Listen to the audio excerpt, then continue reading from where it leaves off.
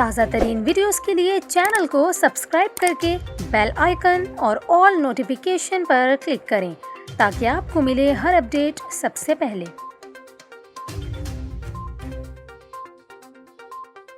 और अभी आपको कराची से अफसोसनाक खबर दें, जहां सफूरा चुरंगी के करीब वाक़ रिहायशी अपार्टमेंट के अंदर खड़े ट्रक में अचानक आग भड़क उठी।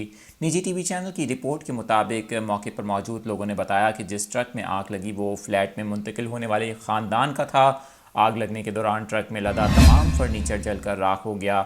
आतिश ज़दगी के वाक़े के बाद मकीनों ने अपनी बालकोनियों से बर्तनों में पानी डालकर आग पर काबू पाने की कोशिश की, ताहम बाद में फायर टेंडर को भी तलब किया गया।